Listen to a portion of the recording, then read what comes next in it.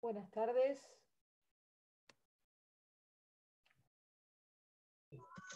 Buenas tardes. Buenas tardes, ¿cómo están? Bueno, esperamos un poquito que vayan sumándose. Ya estamos casi sobre la hora, así que esperamos un poquito. ¿Cómo van ustedes con el estudio? ¿Cómo están? ¿Cómo van con las clases? Si me quieren comentar algo. Con las clases bien y empezando a leer de a poco porque es difícil. ¿Les resulta difícil? Sí, a mí sí, particularmente sí. ¿Sos Lucía? No, Mirna, ¿no? Mirna, Mirna. ¿Y qué es lo que te resulta difícil, Mirna? por ejemplo, en las plenarias, cuando el doctor de Rosa empieza a hablar de toda la historia de la evolución de las instituciones, no sé si eso es importante o no es importante. La verdad no lo sé. A ver, la importancia de los antecedentes, no en esta figura, no en materia, mejor dicho, de derecho, en el curso de derechos reales, sino en todas las asignaturas, tienen el valor de comprender un poco el íter o el proceso de la institución. Es a partir de ahí donde uno comprende cómo las instituciones evolucionan, cómo sería un poco entender coloquialmente lo que sería el ADN de la institución. Ajá. Ese es el sentido de los antecedentes, porque nosotros tenemos un derecho permeado por la legislación romana, entonces omitir ese antecedente, bueno, es como no reconocer el origen de las instituciones. Entonces, en ese sentido, es el valor que se le da en el marco de las clases plenarias y en el marco de muchas clases a los antecedentes. Hay algunos autores, sobre todo en los manuales, que a veces son a los que ustedes tienen acceso, que hacen una breve referencia a los Sí, antecedentes. por ejemplo, Mariane de Vidal no dice nada sobre los antecedentes históricos. Bueno, Muy poco.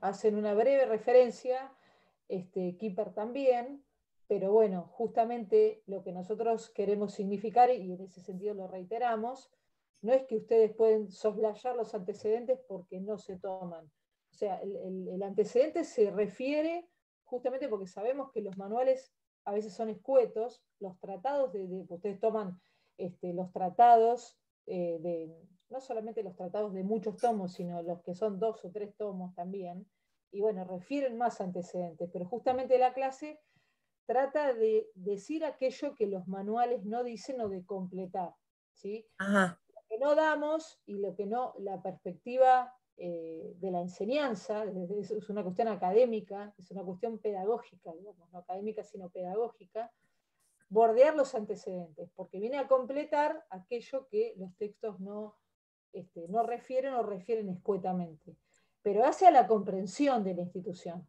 Vos Sí. me vas a preguntar, ¿y lo toman esto? Bueno, está íncito en el tema que abordamos. Probablemente siempre que elijas un tema, como, como suele ser la evaluación oral, bueno, eliges un tema, brevemente se refieren a los antecedentes, pero la idea pedagógica del aprendizaje es justamente conocer eso.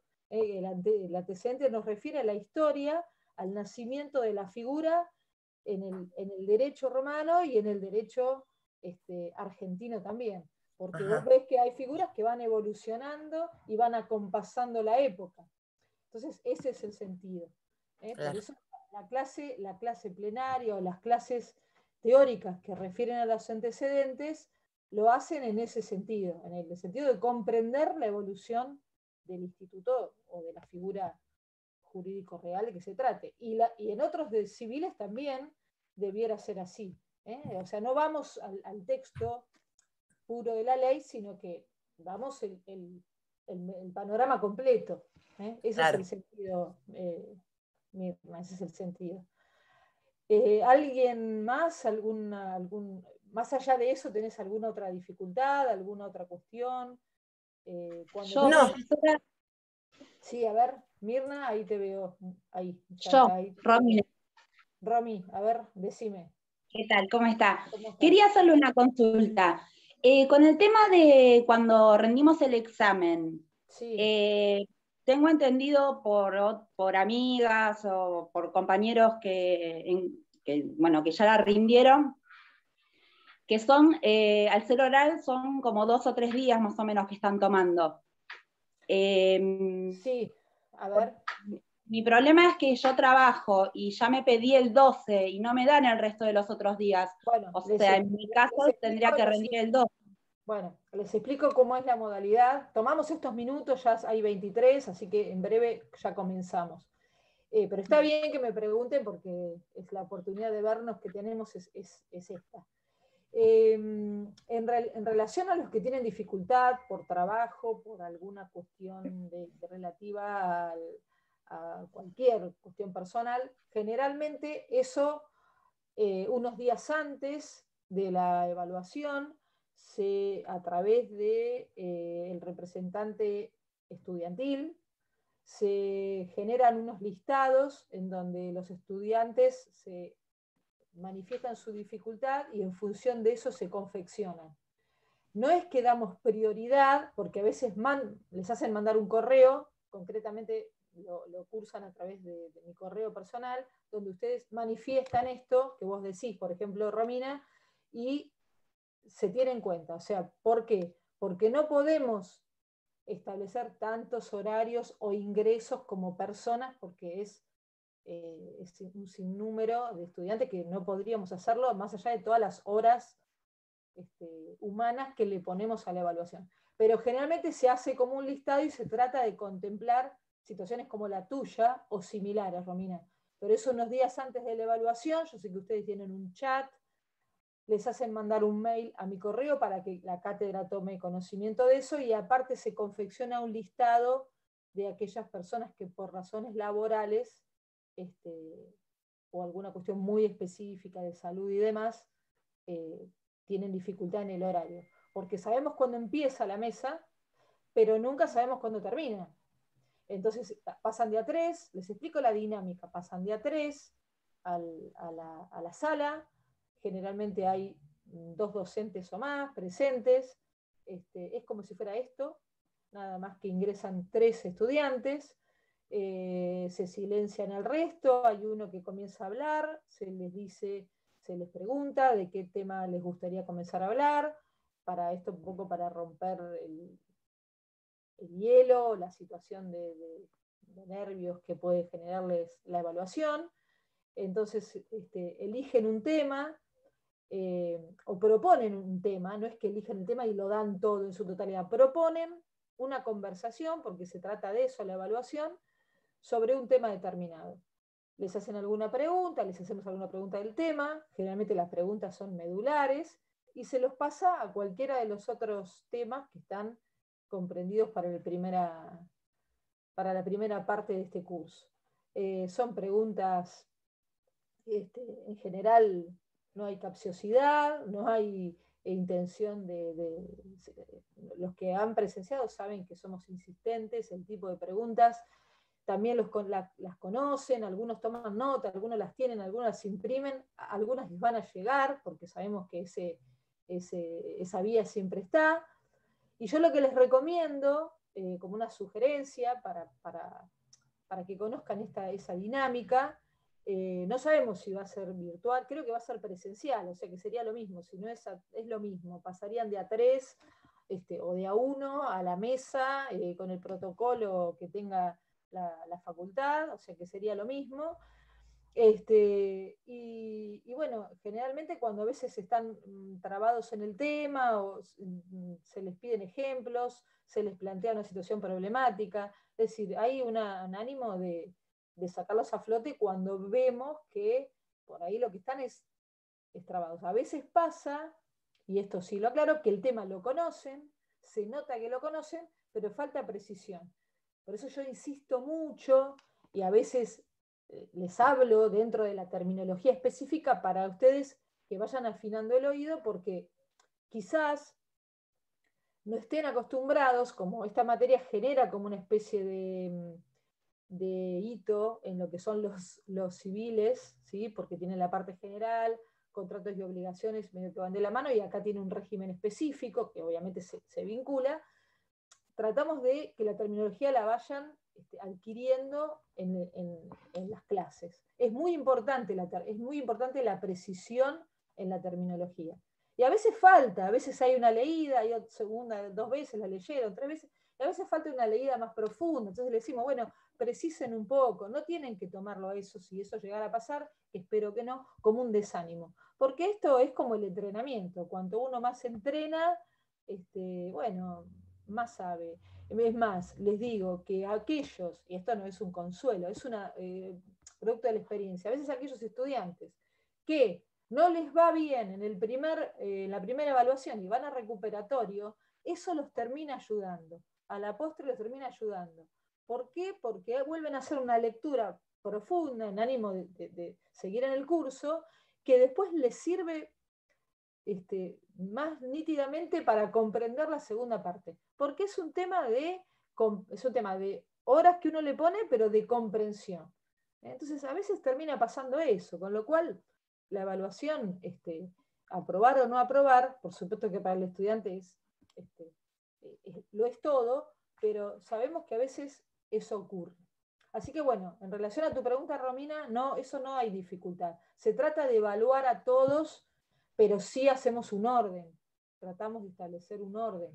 Algunos ingresan primero, nos prestamos a eso, pero a veces esto genera alguna complicación, pero en general nos prestamos todo el equipo docente a que puedan rendir todos y todas y cada uno de ustedes.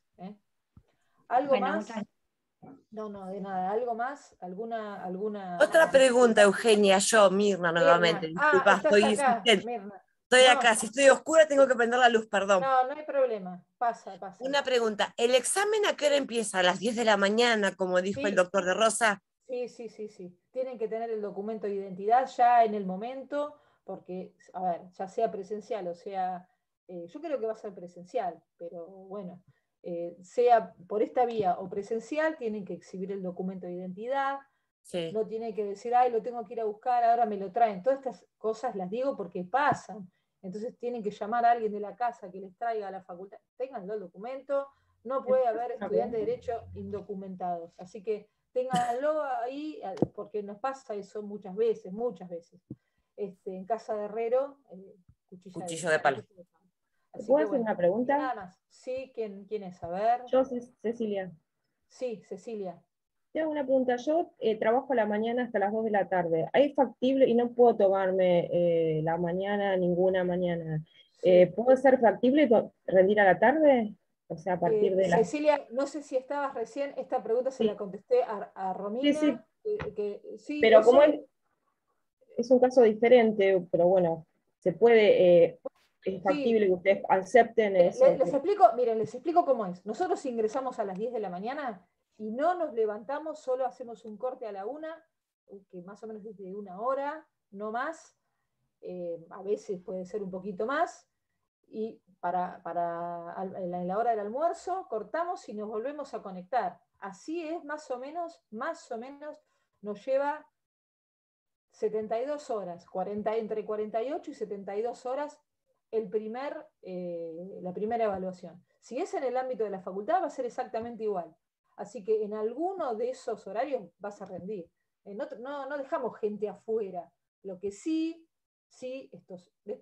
después igualmente Brandon, que es el que está, nuestro asistente operativo, les va a explicar todo esto seguramente. Lo que sí tratamos de que él les va avisando que tiene que estar aprontándose porque están próximos a rendir y que no haya que ir a buscarlos, porque en la primera vez que esto se implementó, a veces teníamos dificultades, había gente que estaba en el auto y quería rendir. Hemos llegado a tomar a gente que estaba manejando y eso tratamos de tener un orden porque nos desborda, y es una mesa de examen.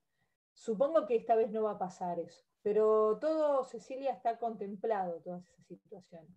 Tratamos de que nadie se quede afuera de evaluación, es una cuestión de respeto, pero también es mutuo ese respeto, nosotros hacia ustedes, ustedes hacia nosotros, porque somos personas que estamos tomando, y bueno, la oralidad tiene sus ventajas pero también genera estas cuestiones, ¿no? Que hay tantos casos como personas.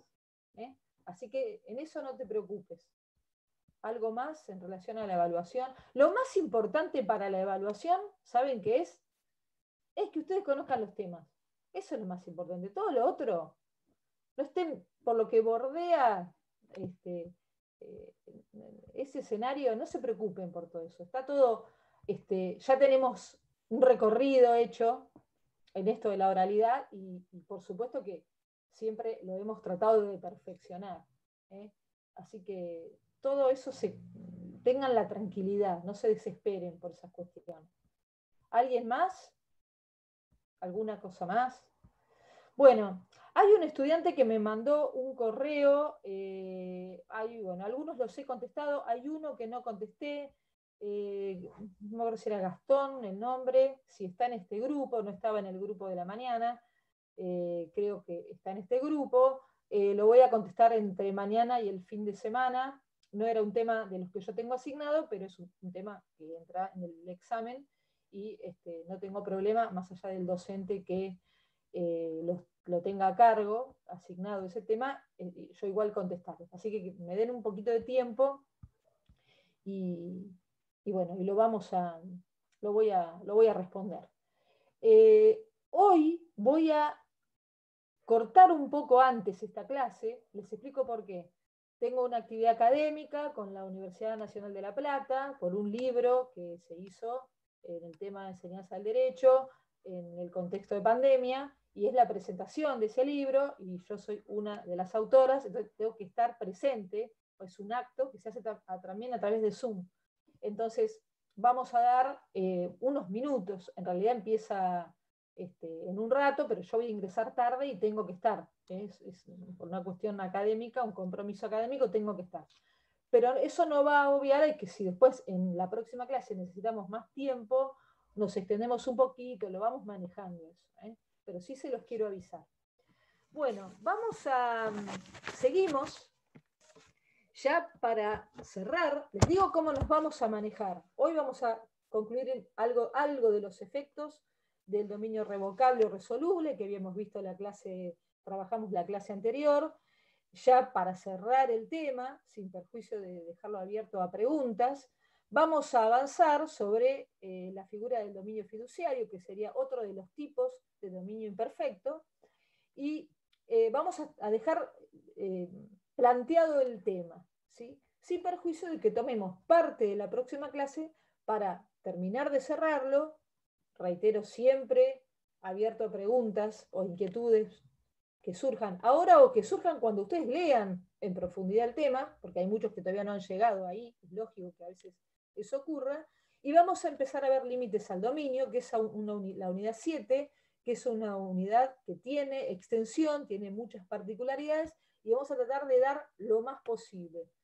Y después, la intención es también abordar aquellos aspectos de la ley de expropiación que son medulares, que tienen que conocer, también sabiendo que la ley de expropiación es una ley que generalmente ya han visto, es tema de examen,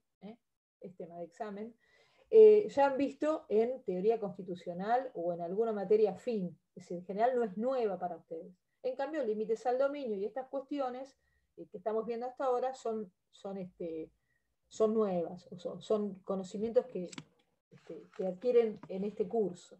Entonces ese va a ser más o menos el panorama, como para darles un cronograma de lo que vamos a ir viendo en esta y en la próxima clase. Seguimos trabajando un poco y tomamos como pivot siempre este artículo 1941 al que acudimos permanentemente en todas las clases como símbolo o emblema de dominio perfecto, con todos la suma de facultades. También tomamos el artículo 1942 que hace a la perpetuidad del dominio y el artículo 1943 y 1944 que hace a la exclusividad en toda su amplia dimensión. Y lo vinculamos, y siempre por eso que digo que los usamos como pivot, con el 1946 que se refiere al dominio imperfecto, que anuncia los tipos de dominio imperfecto que tenemos. Para luego, en el 1964, ¿sí?, empezar a tratar los supuestos de dominio imperfecto. Antes de empezar con el segundo supuesto de dominio imperfecto, tratado por el 1964, que es el dominio fiduciario, nos había quedado algo pendiente que se vincula con el dominio revocable. Lo que nos había quedado es algo relativo a los efectos del dominio revocable, si mal no recuerdo. Sí, profe. Habíamos quedado ahí, ¿no? Estoy tratando de, porque a veces me confundo con el otro curso, pero creo que con ustedes habíamos quedado por ahí. Y habíamos sí, dicho, quedaban los efectos. Sí, algo habíamos dicho en efectos, pero lo vamos a sintetizar.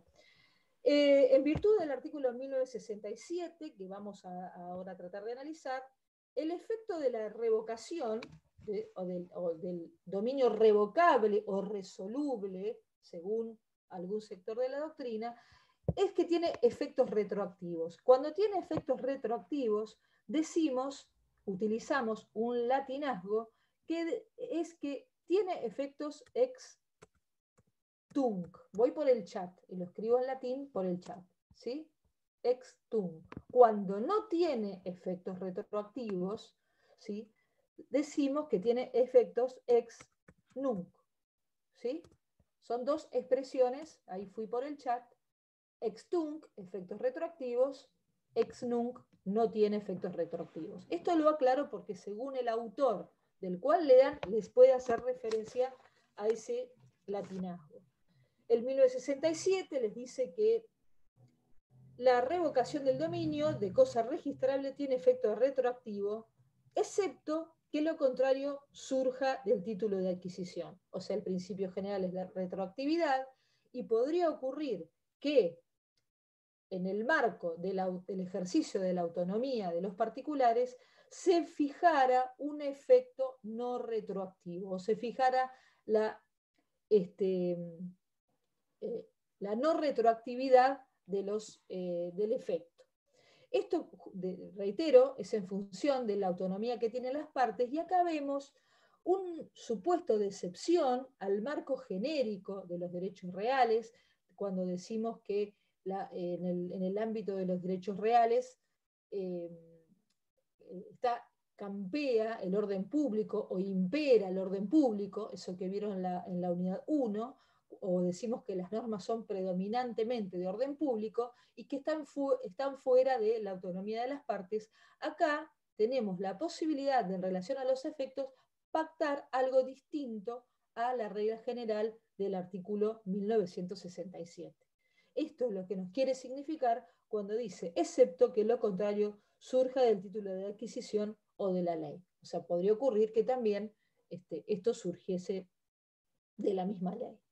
Esto, en principio, también lo tenemos que vincular, que así como hay causales de extinción del dominio revocable o resoluble que se vinculan con la modalidad inserta en el acto o negocio jurídico de que se trate, ya sea el cumplimiento del plazo o el acaecimiento de la condición resolutoria, también podría haber, me siguen hasta ahí, algunas causales genéricas, ¿sí?, que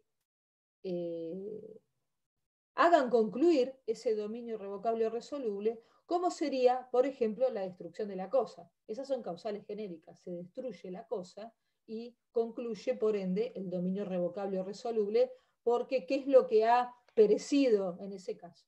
Ha perecido su objeto, ¿sí? Imagínense un caso, voy a casos que sean resonantes en nuestra memoria, poco felices. Yo siempre les pongo el ejemplo porque ocurrió en el contexto de nuestra ciudad, el caso del edificio donde funcionaba el comercio Torres y Liva, donde ahí, por destrucción de la cosa, por un delito, en el marco de un delito, ha perecido la cosa objeto en este caso eran unidades de propiedad horizontal, pero vamos a suponer que estuviesen afectadas a un dominio resoluble o revocable, tenemos un supuesto genérico de conclusión del dominio revocable o resoluble por destrucción de la cosa. Cuento el caso, hay muchísimos otros, pero porque probablemente en el marco de la evaluación lo pueden recordar, y es acá, hacia nuestro contexto y no tan lejano, ¿sí? Ese podría ser un ejemplo. Pero después, en el marco ya del dominio revocable o resoluble, es el acaecimiento de ese acontecimiento futuro incierto que puede o no ocurrir, ¿sí? Que mi hija se reciba de ingeniera, habíamos puesto el ejemplo, o que la nave llegue de Asia, ejemplos académicos, o el cumplimiento del plazo, lo que va a resolver ese dominio que por naturaleza es revocable, ¿sí? Acá el código les dice, en la segunda parte del artículo 1967, ¿hasta ahí comprenden alguna pregunta para poder avanzar? ¿Sí? ¿Me siguen? Si voy rápido, me detienen. No, procedamos bien.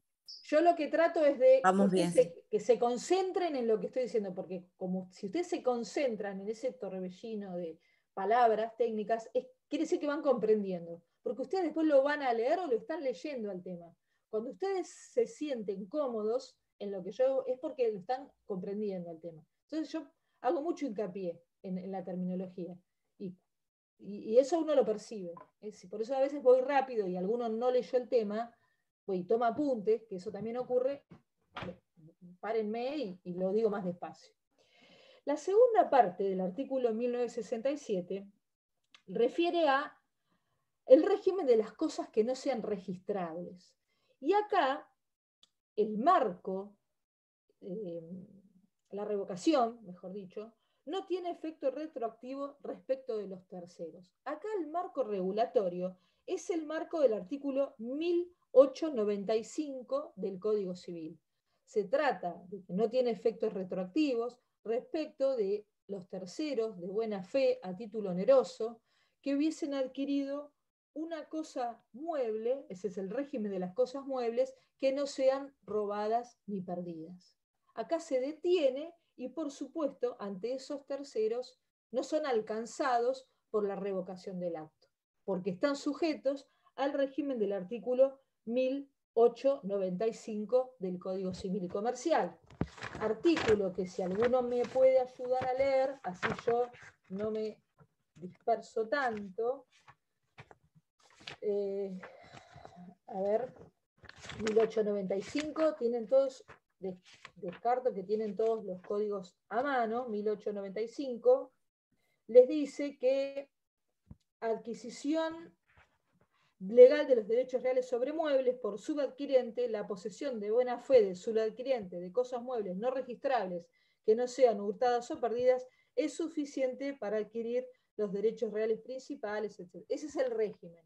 Entonces, no tiene efectos retroactivos, les dice el 1967, cuando se trata de cosas no registrables, la revocación no tiene efecto respecto de terceros. Sino, cuando ellos, les dice el 1967, por razón de su mala fe, es decir, no son terceros adquirentes de buena fe y a título oneroso, tengan una obligación personal de restituir la cosa. Es decir, pueden ser que sean de mala fe, por el cual la retroactividad los alcanza, ¿sí?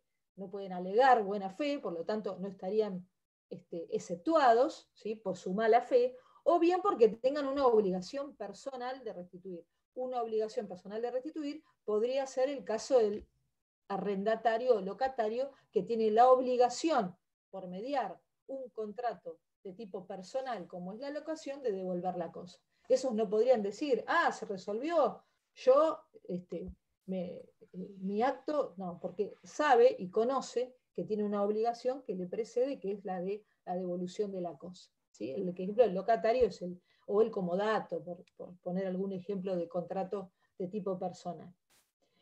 En este caso, queda claro que sería una excepción a eso de que nadie puede transmitir un derecho más amplio o más extenso que el que tiene, que es la regla del nemo plus iuris. ¿Sí? Es decir, que ahí está la excepción en la segunda parte que del artículo 1895. El otro efecto, o el efecto principal que va a tener la revocación o resolución del acto, del dominio resoluble, perdón, va a ser la readquisición del dominio perfecto. Y miren lo que dice el artículo 1968.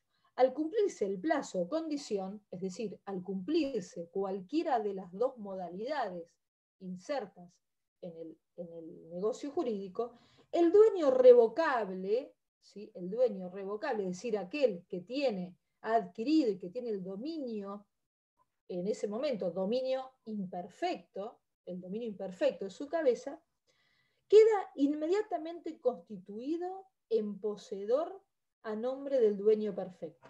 Inmediatamente constituido significa que, voy por el chat, esos efectos operan ipso iure, es decir, de pleno derecho. ¿Sí? Ahí fui con el latinazgo por el chat. Ipso iure, de pleno derecho.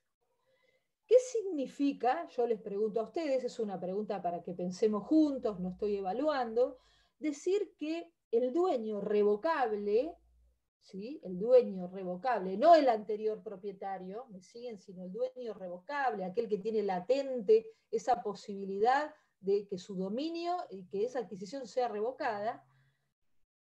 ¿Qué significa? Que queda inmediatamente constituido en poseedor a nombre del dueño perfecto. ¿Qué significa poseedor a nombre del dueño perfecto? ¿Es sinónimo de qué? Ustedes están viendo posesión. De tenencia. ¿Quién está? ¿Mariano? ¿Dijo? ¿Mariano? Bien, Mariano. Es sinónimo Sí. de tenencia. ¿Ven cómo? Podría haber dicho tenedor, ¿sí? O tenencia. Pero como ustedes están estudiando posesión, ustedes pueden ya razonar y comprender el sentido del artículo. ¿Qué quiere decir? Que de pleno derecho, o ipso iure, se convierte en tenedor. ¿Sí? Es decir, sinonimia con ser poseedor a nombre de otro, porque reconoce en otro un derecho superior. ¿Sí? En este caso. ¿Ven cómo comprender el artículo implica eso? Una relación con los conceptos teóricos que ustedes vienen trayendo hasta ahora y no repetirlo de memoria. ¿Me sigue el resto de la clase ahí? Bien, Mariano. Profe, y el tema Sí. de ipso iure quiere decir que no se necesita una resolución judicial para que de pleno acontezca eso, derecho, digamos. de pleno derecho, opera. de pleno derecho. Justamente, este es un supuesto para Mariano y para toda la clase, ¿de qué? De algo que ustedes ya vieron en la primera parte. ¿Qué les parece? Que podría ser un supuesto de qué cosa, si no es necesario, y esto opera de pleno derecho, no va a ser necesaria qué cosa, no va a ser necesaria hacer la tradición de la cosa, ¿y qué sería un supuesto de qué? ¿De constituto posesorio? Bien, Jano, de constituto posesorio. Sería un supuesto también de constituto posesorio. O sea que en el marco del constituto posesorio, cuando es un tema que se se le suele preguntar, acá tendrían un supuesto también. Acá hace una distinción, bueno, lo que va, por ejemplo, por supuesto, a operarse en manos del antiguo propietario. Me gusta utilizar el término antiguo propietario porque pareciera, y una vez dio lugar a una pregunta que define un poco la comprensión del tema, es como, ¿hay dos propietarios? No, hay uno solo. Está el antiguo, el que fue antes, y está el resoluble. El resoluble es el verdadero propietario, hasta tanto el dominio se resuelva. Pero el antiguo propietario va a readquirir el dominio perfecto. O sea, va a readquirir el dominio en su plenitud en términos del artículo 1941. Vemos que si esa condición fracasa, vimos ya mejor dicho que si esa condición fracasa, ¿qué es lo que ocurre? No se cumple o nos extendimos en el término de los 10 años. ¿Ahí qué va a pasar con ese dominio que era revocable o resoluble potencialmente? ¿Qué va a pasar? ¿En cabeza de quién se va a consolidar? Sentido común, aunque no lo hayan... ¿Quién lo tenía? A ver. El dueño revocable lo tenía. Lo tenía el dueño revocable. Si esa condición no se cumple, ¿sí? mi hija no se recibe de ingeniera en el término que pactamos. Entonces, ¿qué ocurre? ¿En quién se consolida? Los verbos son claves. ¿En quién se consolida ese dominio imperfecto? En el dueño revocable. En el dueño revocable. Bien, Jano. ¿El resto de la clase comprende o estamos perdidos? Volvemos a repetirlo, porque lo que me interesa es que lo entiendan. No me importa que alguno Sí, pregunte. repetirlo. Es decir, acá lo tajante es que ustedes comprendan que hay un antiguo dueño, ¿sí? Y hay un titular que es el que nos importa, que es el titular de dominio revocable. Revocable, hable, ese último terminación del verbo, nos está queriendo decir que es susceptible de ser revocado. Si acaece el acontecimiento del vencimiento de plazo, vuelve al antiguo dueño. Si no, se consolida en cabeza del dominio resoluble o revocable, que es el dueño, el verdadero dueño. Entonces, el dominio perfecto, en ese caso, va a estar en cabeza del titular del dominio actual, en contraposición al antiguo dueño. ¿Sí? Es un tema de lo que va a determinar en cabeza de quién va a quedar finalmente ese dominio, es el acaecimiento del plazo o la condición, si se cumple o no. Y esa justamente es la incertidumbre que tiene el negocio y el dominio. Esa imperfección del dominio recae sobre el tiempo y sobre esa potencialidad de que se caiga o se consolide, vuelva atrás o se consolide. ¿Sí? Entonces, esa readquisición del dominio perfecto va a implicar necesariamente que el carácter afectado, que es la perpetuidad del dominio, vuelva a su máxima expresión. Y acá aplicamos ese principio que fuimos viendo en las clases anteriores, que es el principio de elasticidad. Es robusto y se angosta ese dominio. Vuelve a ser otra vez pleno o perfecto. ¿Sí?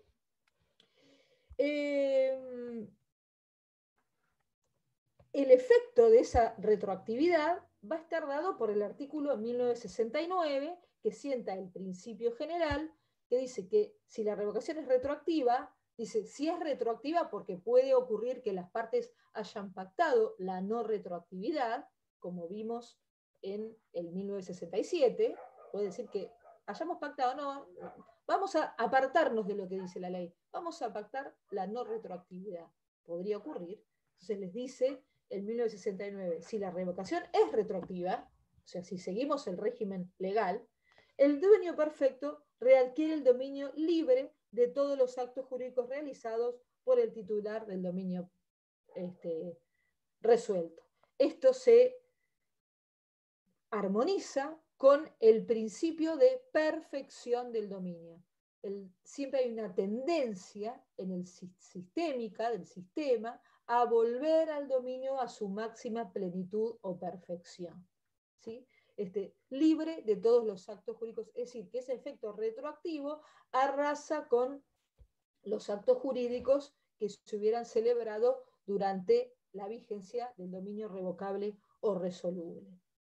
Y si no es retroactiva, bueno, por supuesto, los actos no son oponibles. ¿Sí? Es la retroactividad o la no retroactividad la que va a marcar un poco la suerte de los efectos. No sé si hicimos referencia a las facultades, por las dudas lo reiteramos, las facultades del dominio revocable o resoluble.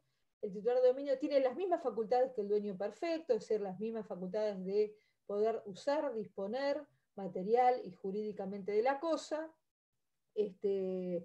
Y por supuesto que los frutos, en relación al régimen de frutos, los frutos que percibe no se restituyen, esto en virtud del artículo 348. También tiene la posibilidad de iniciar acciones, tanto reales como, acciones en general, tanto contra el anterior dueño como contra terceros. ¿Sí? Es decir, este en general sería el régimen de los efectos.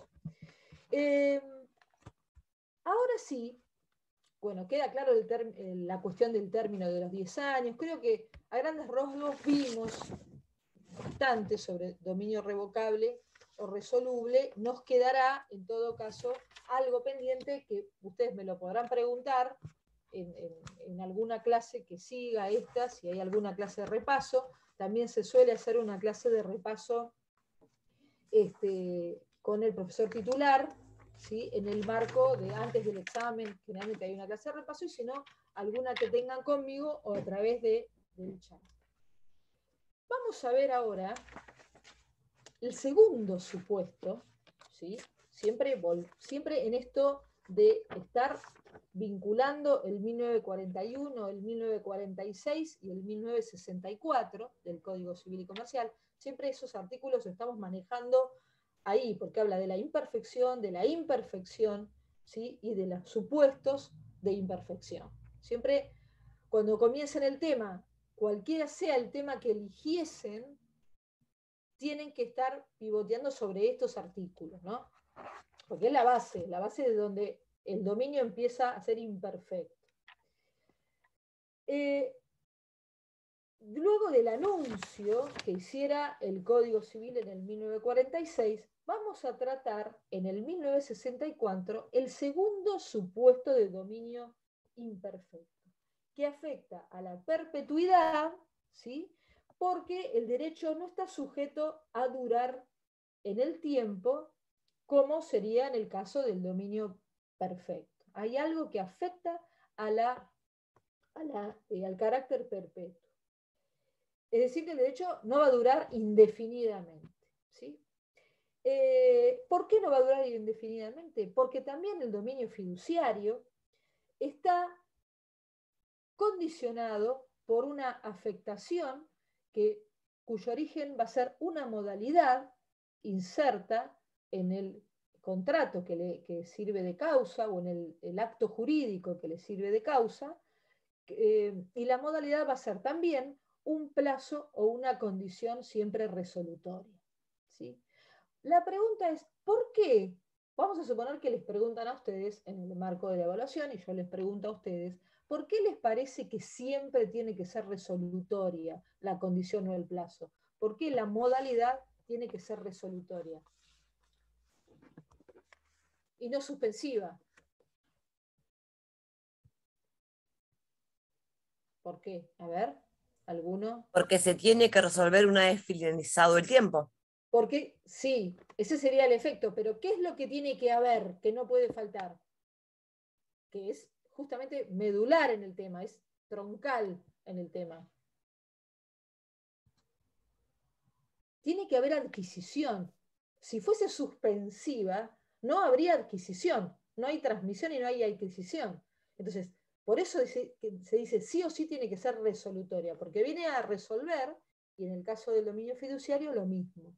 Tiene que ser resolutoria, tiene que haber transmisión y adquisición por otro. Claro, surte efectos y esos efectos están susceptibles a que puedan ser revocados. A ver, perdón, hay alguien que tiene el micrófono encendido, que hizo interferencia. ¿Cómo, Mariano?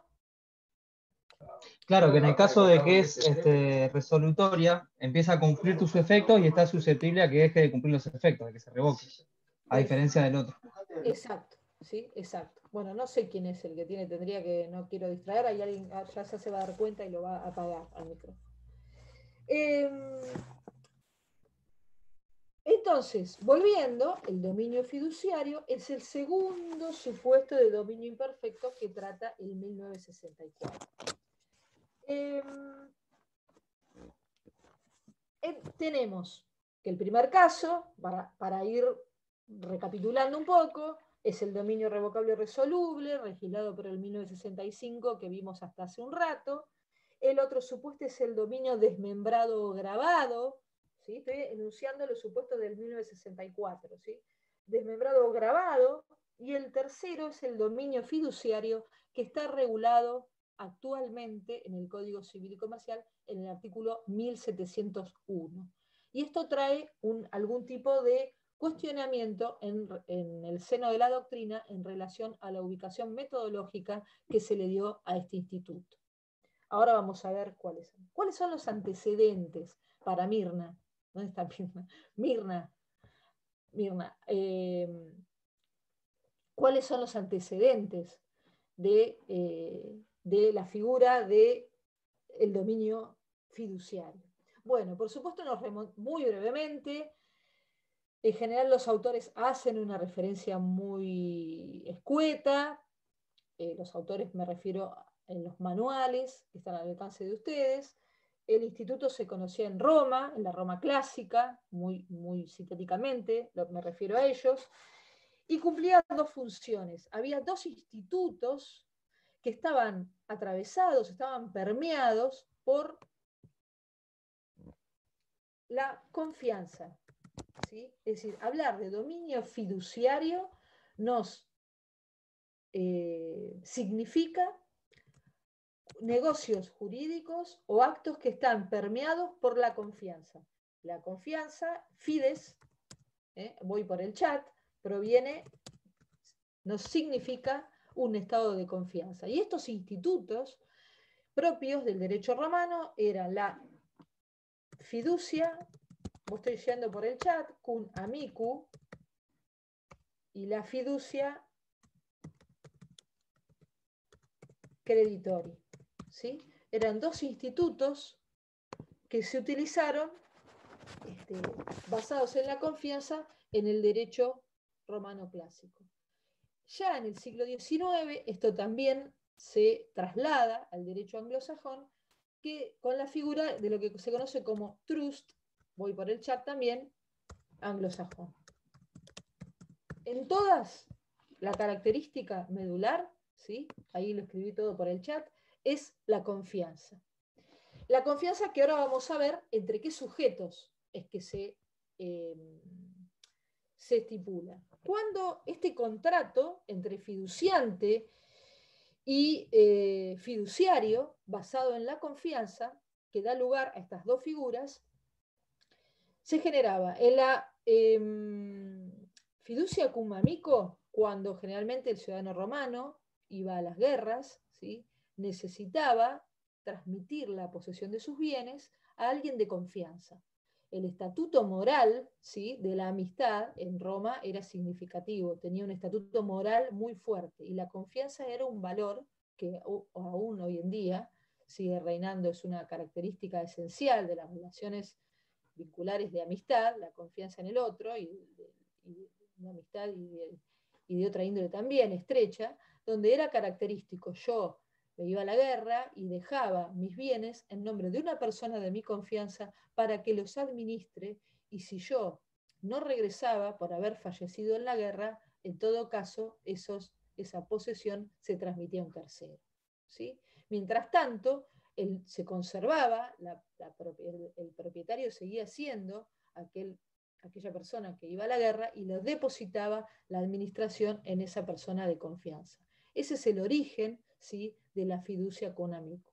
Y la otra figura tradicional, donde también la característica central de esa configuración estaba basada en la confianza, era la fiducia con creditorum, que se pactaba, entregaba la posesión de la cosa hasta tanto y en cuanto se cumpliera con una obligación o el pago de una deuda, y una vez cancelada la obligación principal o el pago de la deuda, esa cosa volvía al propietario. Era como algo así, una figura que estaría entre lo que sería la prenda y la hipoteca. Lo que se transmitía era la posesión. Ustedes saben que en la hipoteca no se transmite la posesión de la cosa. Justamente es un derecho que no se ejerce por la posesión. En ese caso, de la fiducia cum creditorum, se entregaba la posesión de la cosa. Eran las figuras, digamos, que se utilizaban en la Roma clásica.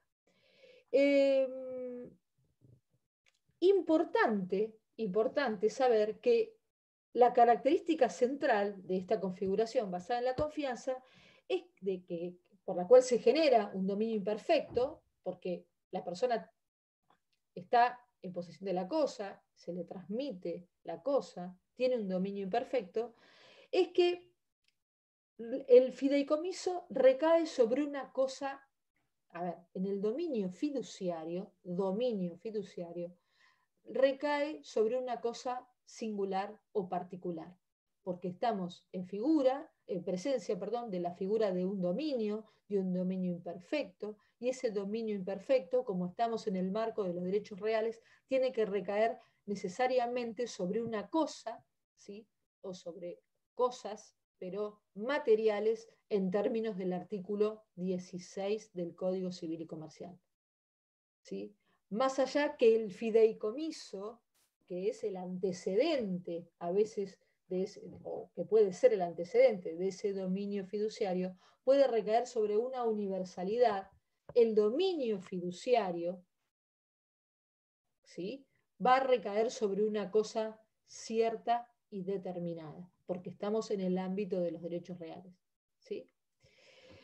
Ustedes vieron el contrato de fideicomiso cuando vieron contratos. El contrato de fideicomiso puede ser la causa o el origen del dominio fiduciario, que es la figura a la cual nos estamos refiriendo hoy, el dominio fiduciario.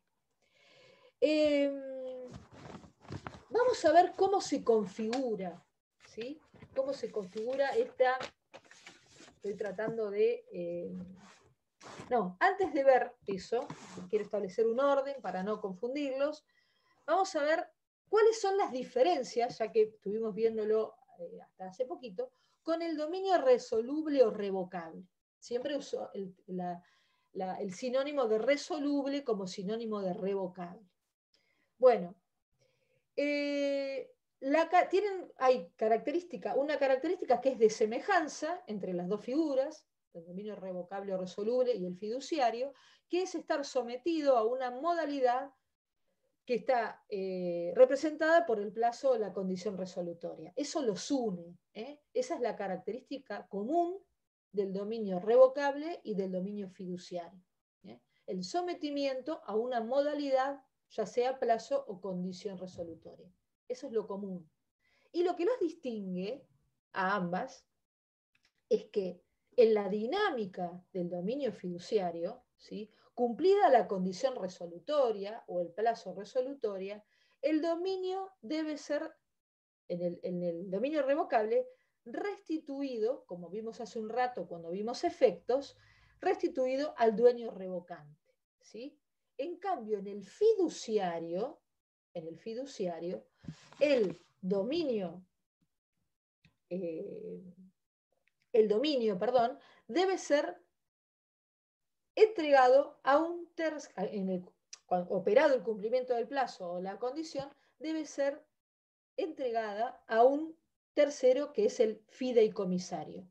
El fideicomisario es el beneficiario final del dominio fiduciario.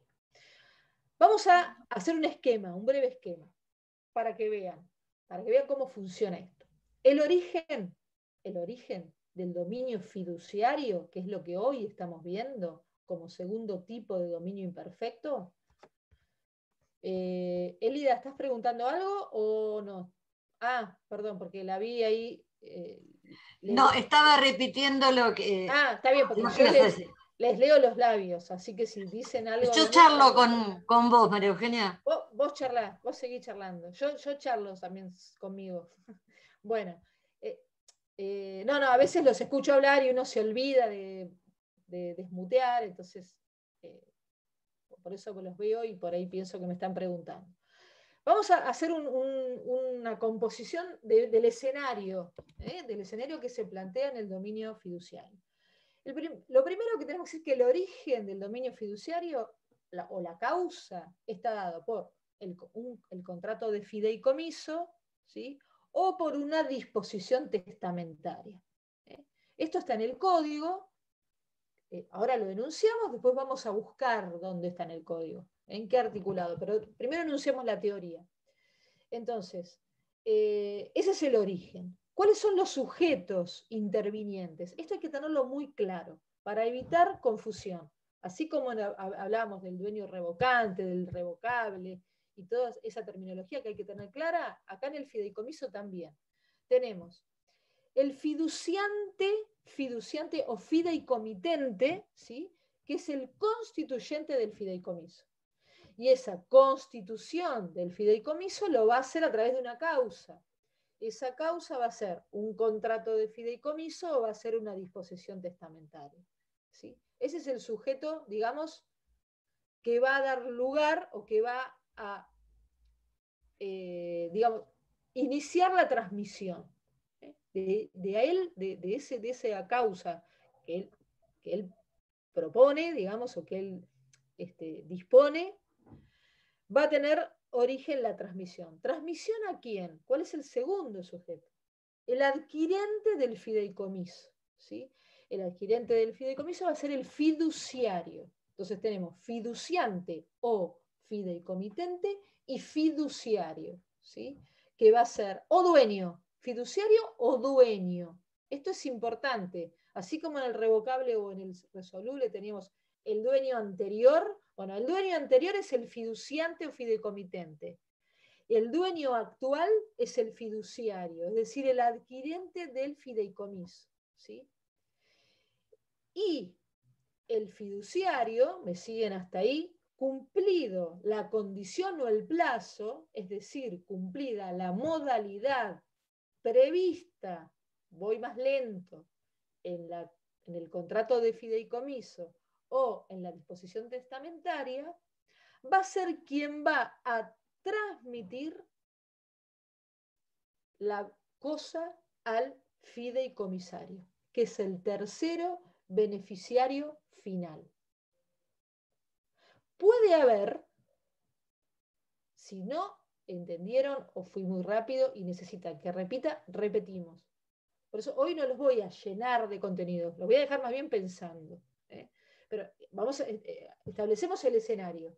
Tenemos un origen que está dado por la causa, que está dado por el contrato de fideicomiso o que está dado por una disposición de última voluntad o disposición testamentaria que va a dar lugar a un dominio fiduciario.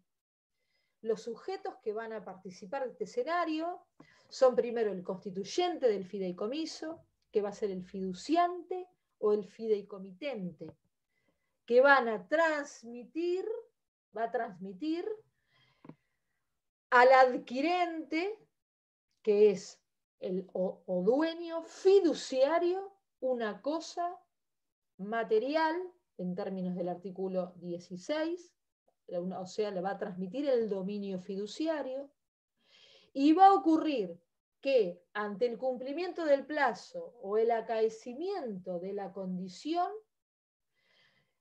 ese dueño fiduciario va a transmitir la cosa al fideicomisario, que va a ser un tercero y el beneficiario final de ese fideicomiso. ¿Sí? ¿Ven cómo el fiduciario así tiene un dominio que en definitiva está sujeto a un tiempo determinado, ¿sí? Y que va a tender a diluirse, por supuesto, en tanto y en cuanto se cumpla esa condición o ese plazo? Vamos a ver después qué pasa y otras situaciones. Pero bueno, en realidad la confianza y este acto de confianza que media al dominio fiduciario se entabla entre el fiduciante, fideicomitente y el dueño fiduciario. Ahí está esa relación de confianza. Y lo voy a someter a una modalidad que va a ser un plazo, una condición cuya causa va a estar en el contrato de fideicomiso o en la disposición testamentaria. Ese es el escenario. Y eso es lo que ustedes tienen que tener claro. ¿Ven cómo la figura es distinta? Es distinta a la del dominio revocable. Porque aparece este tercero, que es el fideicomisario, que en el dominio resoluble o revocable no lo tenemos.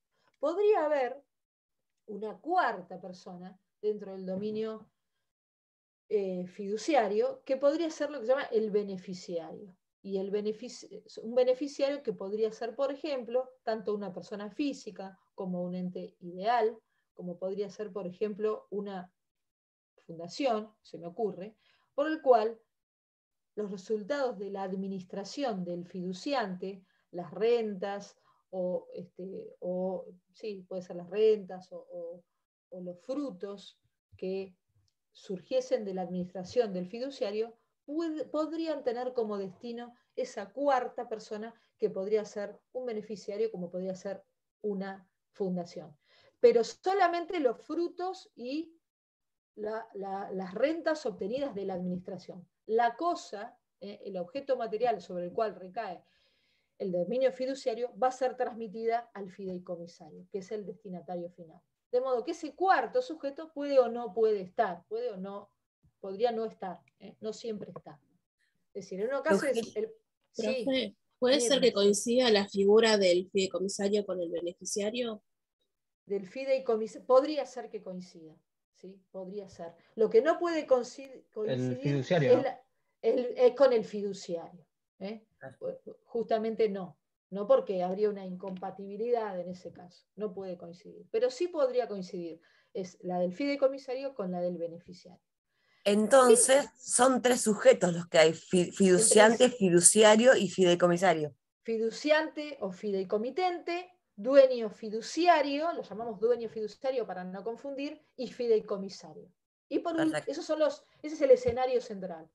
Ven que en realidad, más allá de la terminología que es profusa, lo importante es comprenderlo. Vieron que no se puede estudiar de memoria, porque ahí es la ensalada china y rusa juntas. Hay que comprenderlo. Si ustedes lo comprenden el tema, más allá de que se confundan en el examen, salen del tema solos, salen del tema. Esto se los digo para calmar los nervios, la ansiedad o esos bloqueos.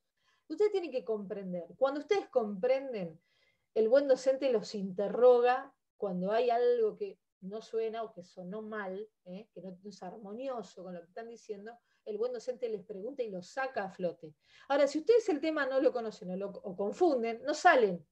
Por eso estén más centrados en la comprensión que en la repetición, porque salen a flote y tiramos esos salvavidas. Pasa que a veces, bueno, no alcanza, ¿no? Pero si comprenden, salen a flote. Porque es lógico, ustedes tienen todos los contenidos que saber para ese día. Si comprendieron el tema y la esencia, y para eso es muy importante los antecedentes, porque nos sirven para entender lo que yo le llamo el ADN del instituto de la figura, que es lo que hace, ¿qué sería el ADN? Lo que hace que el dominio fiduciario, siendo dominio fiduciario, no sería un revocable, para eso. Bueno, no los quiero enloquecer.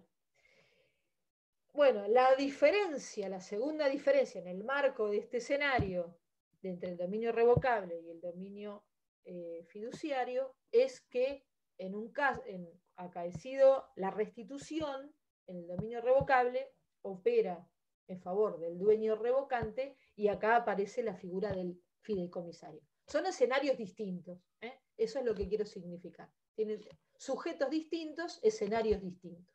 Y en común las modalidades. Hasta ahora las modalidades. Otra diferencia es que el dominio fiduciario, la condición resolutoria solamente puede ser establecida tanto por voluntad de las partes, ¿sí? O también por la ley. Y ahí vieron en el marco de las condiciones implícitas que vimos en la revocación de las donaciones y que fue objeto de los fallos que les acompañé a través del correo electrónico, ¿sí? Es decir, hay supuestos o hay condiciones expresas que son las pactadas por las partes y ahí están las implícitas, que son las que establece la ley. Por ejemplo, la ingratitud en las donaciones o alguno de las causales, el incumplimiento de los cargos, como vimos en el marco de la jurisprudencia. También otra diferencia que podemos significar entre el dominio fiduciario y el dominio revocable es que en el dominio fiduciario, si el fiduciario dueño o fiduciario fallece, ¿sí? Como se forma lo que se llama un patrimonio separado o un patrimonio de afectación, no pasa a sus herederos universales. No se traslada a sus herederos universales. En cambio, el titular del dominio revocable sí lo suceden sus herederos en ese dominio imperfecto y van a adquirir la cosa como el dominio imperfecto que tenía su antecesor, en el mismo estado y situación que tenía su antecesor. En el dominio fiduciario no, porque se forma un patrimonio separado, y no pasa a sus sucesores universales.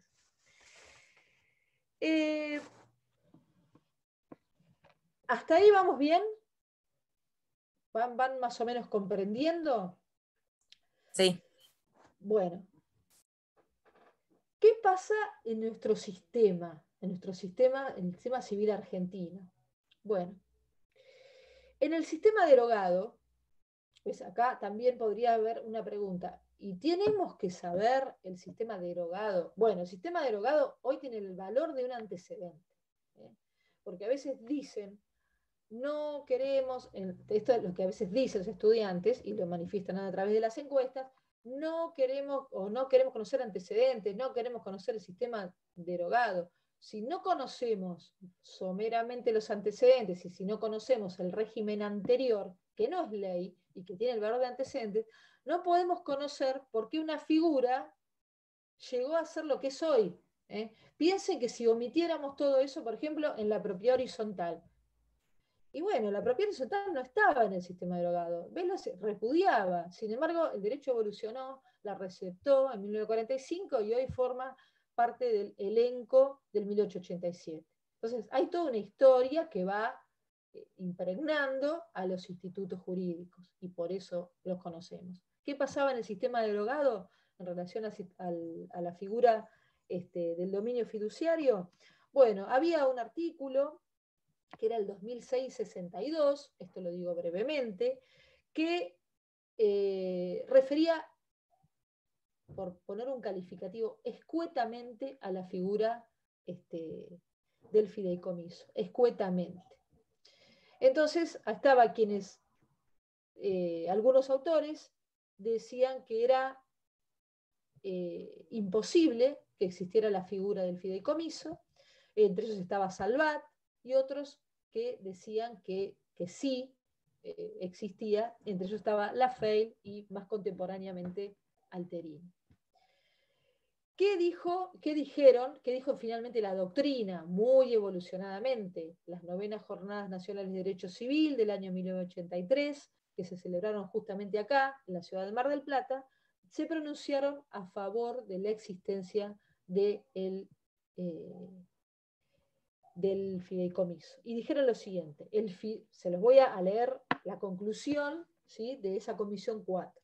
El fideicomiso, como institución del derecho romano, se encuentra receptado en el artículo 2662 del Código Civil Argentino desde su vigencia, es decir, desde 1868-70, vigencia del Código Civil velezano, sin haberse utilizado sistemáticamente. Muy brevemente, para referirme a los antecedentes, esto lo pueden encontrar también brevemente en los textos al alcance de ustedes. Se dictó una ley en el año 95, la que es la 2441, que se denominó Financiamiento de la Vivienda y la Construcción, que receptó el instituto del fideicomiso, ¿sí?, como fuente.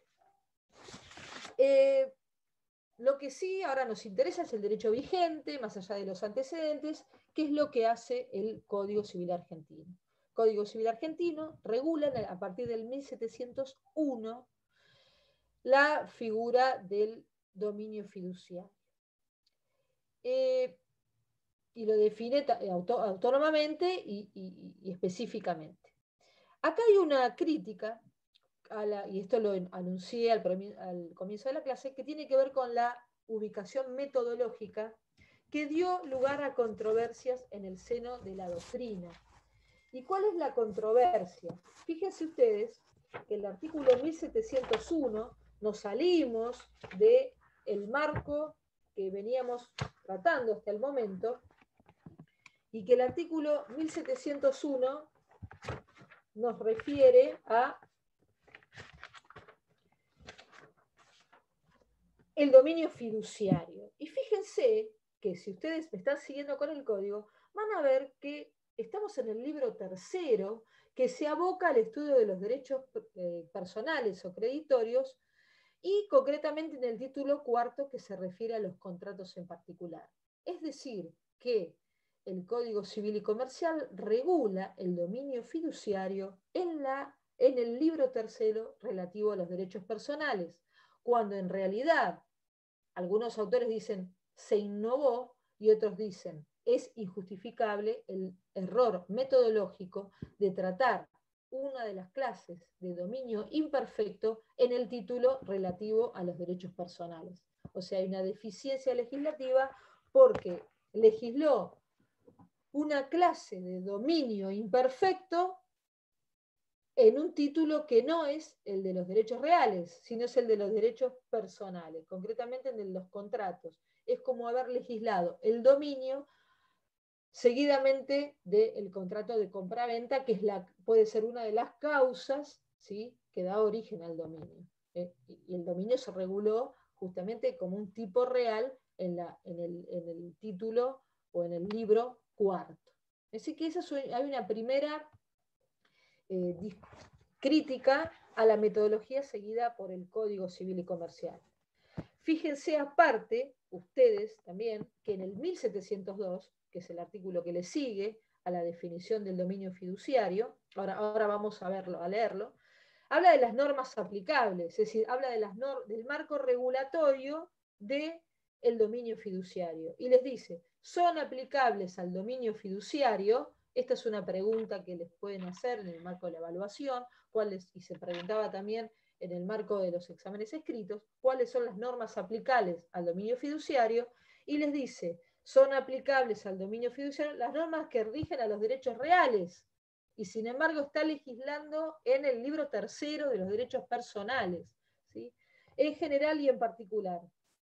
O sea, en general, las normas genéricas que regulan los derechos reales, y en particular las del dominio imperfecto, que estuvimos viendo ahora, previstas en los títulos 1 y 3 del libro cuarto de este código.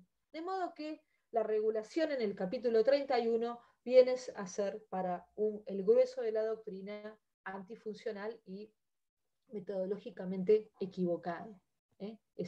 Lo que hacía el proyecto del 98, en todo caso, era una remisión, ¿sí?, el proyecto del 98, el proyecto de unificación de la legislación civil y comercial, que no fue ley, ¿sí?, porque ley fue la que dio lugar al actual código, vigente, que fue la ley 26994, hacía una remisión a los contratos, pero no lo regulaba